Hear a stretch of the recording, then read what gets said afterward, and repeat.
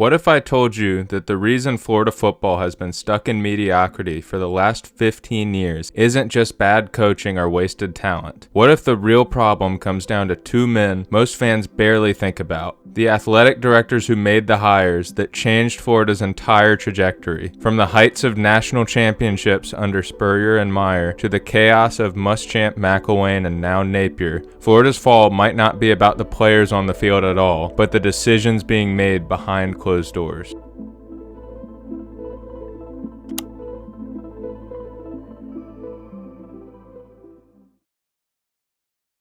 To understand how far Florida has fallen, you first have to understand the heights they once reached. Between 1990 and 2010, Florida went on a 20-year run where they dominated college football, tying Nebraska for the most national championships of any program in that stretch. The Gators posted an incredible 257 record and captured 3 national titles. Expectations were so high that even Ron Zook, a coach remembered by fans as one of the worst in school history, went 23-14 and still didn't survive his 3rd season. At Florida, winning records and top 25 finishes weren't enough. The standard was championships, or at the very least, being in the race for them every single year. Florida's sustained dominance really started with Steve Spurrier in 1990. In 12 years, he won 6 SEC championships and a national title. Spurrier's innovative offense turned Florida from the sleeping giant Bear Bryant once warned about into a true powerhouse. But here's the twist. Spurrier wasn't even a Jeremy Foley hire. Foley didn't become athletic director until 1992. He inherited the rise of Florida. He didn't create it. In 2002, Spurrier left Florida to pursue an NFL coaching career, and with him went the stability that had defined the program. Florida's first questionable hire came when they brought in Ron Zook. On paper, Zook wasn't a disaster. He posted winning seasons and kept Florida ranked each year. But for a program accustomed to championships, merely being good wasn't enough. By the middle of his 3rd season, 2004, Florida pulled the plug. The program was desperate to return to prominence. That opportunity came in the form of Urban Meyer, whose innovative approach and championship pedigree would restore Florida to the heights it had enjoyed under Spurrier. Urban Meyer had one of the most successful runs any program could hope for. In just 6 seasons, he won 2 national championships, captured over 80% of his games, and coached some of the most iconic players in Florida history, including Tim Tebow and Percy Harvin. After back-to-back 13-1 seasons, Meyer faced health issues and unexpectedly stepped down, only to reverse his decision the next day in shock to fans across the state. The following season, Florida stumbled to an 8-5 finish, and Meyer stepped down for good. By 2010, Gator fans were eager for the next coach who could sustain the dynasty, but few realized the glory days had quietly ended.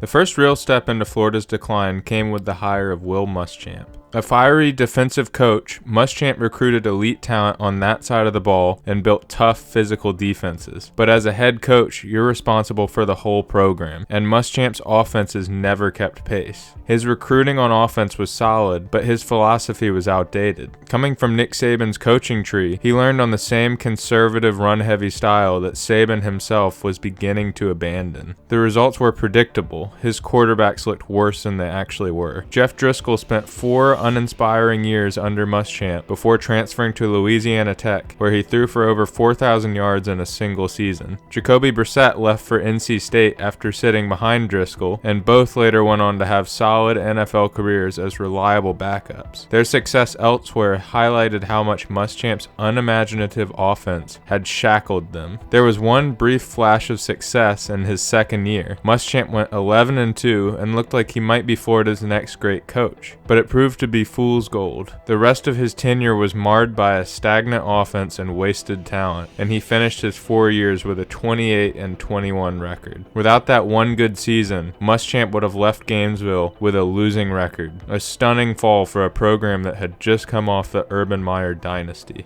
Since Steve Spurrier's arrival in 1990, Florida had never strung together back-to-back bad hires. That put enormous pressure on athletic director Jeremy Foley, who was now just 1 for 3 on his coaching decisions. To finally get this one right, his answer was Jim McElwain. At first, McElwain looked like a savior. Unlike Spurrier and Meyer, he didn't inherit a championship roster. He took over a Florida team coming off a 6-5 season under Muschamp. But in year one, McElwain delivered exactly what the Gators were desperate for, a 10-4 record and an SEC championship appearance, even if it ended in a loss to Alabama. Year two brought more of the same, a 9-4 record, another trip to Atlanta, and another defeat at the hands of Nick Saban. For a moment, it seemed like Florida was climbing back. Fans believed McElwain could push them over the hump in year three. Instead, the dream collapsed almost overnight. The Gators stumbled to a shocking 3-4 start. McElwain clashed with the administration, and the two sides quickly parted ways. Looking back, it's hard not to wonder if McElwain's early success came more from Muschamp's leftover recruits than from his own program building. Once that talent cycled out, McElwain's flaws were exposed. His offenses, disappointing for a supposed offensive guru, never evolved, and recruiting fell off a cliff. By the time he was gone, Florida had a new athletic director in Scott Strickland. Foley's tenure effectively ended with a 1-for-4 record on football hires, but even with the misses, many fans still respected him. After all, he brought in Urban Meyer and 2 national titles, and he never let mediocrity linger for long. After parting ways with McElwain, Scott Strickland turned to what seemed like a can't-miss hire, Dan Mullen. Mullen had been Florida's offensive coordinator during the glory years of the mid-2000s, helping engineer 2 national championships. At Mississippi State, he had done the unthinkable, transforming one of the SEC's perennial doormats into a consistently competitive program. On top of that, Mullen loved Florida and openly wanted to come back. For Gator fans, the hire felt like a homecoming, and for Strickland, it looked like a masterstroke. Early on, it was. Florida's offense exploded back to life, and in his first 2 seasons, Mullen went 21-5. Even when the Gators took a small step back in year 3, they still looked capable of beating anyone. They made it to the SEC championship game, where they pushed Alabama to the brink in a 52-46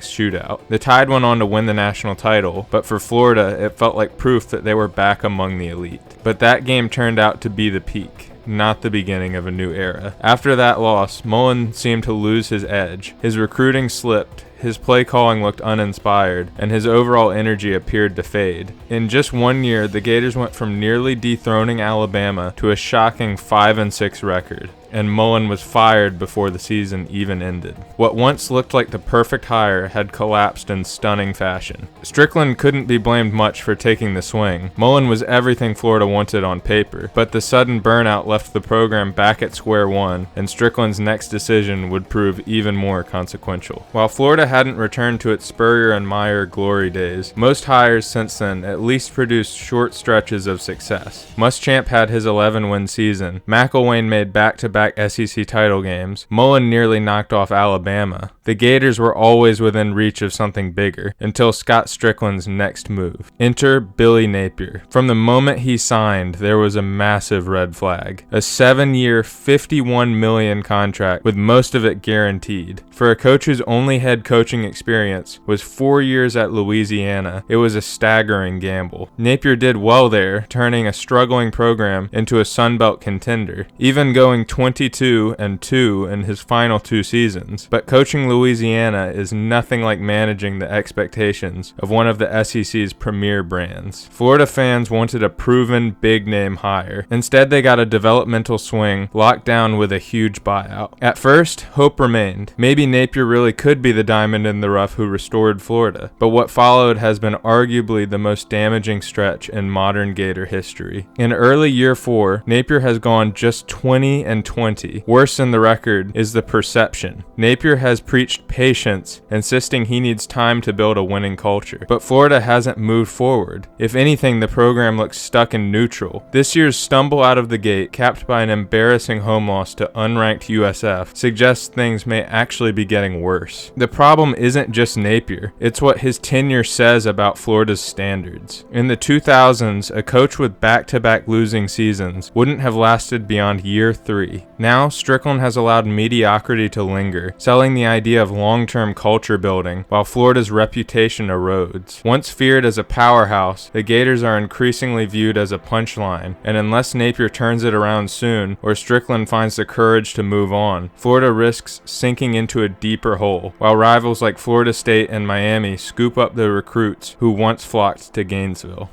It would seem that the sleeping giant in Florida that had awakened has fallen back to sleep. For 2 decades, the Gators were everything Bear Bryant warned they could become, a program with the talent, location, and resources to dominate college football. But since Urban Meyer's departure, that giant hasn't stirred, not because the program lacks players or fan support, but because of the men making the decisions at the very top. Jeremy Foley will always be remembered for hiring Meyer, but he missed badly on nearly every other choice. Scott Strickland arrived with the chance to reset Florida's trajectory, but instead doubled down on risky hires and long contracts that tied the program to mediocrity. Together, those choices dragged Florida from national powerhouse to national punchline. And that's the tragedy of Florida football today. They are not Vanderbilt. They are not some scrappy underdog hoping for a once-in-a-generation season. Florida is still a brand every recruit knows, and one of the most talent-rich states in the country. With the stadium, money, and alumni support to compete with anyone, the giant isn't gone. He's just been lulled back to sleep. The question is simple: will Florida find the right leader to wake him up again?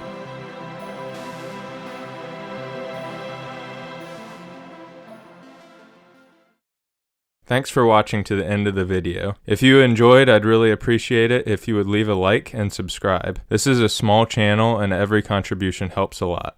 Thanks.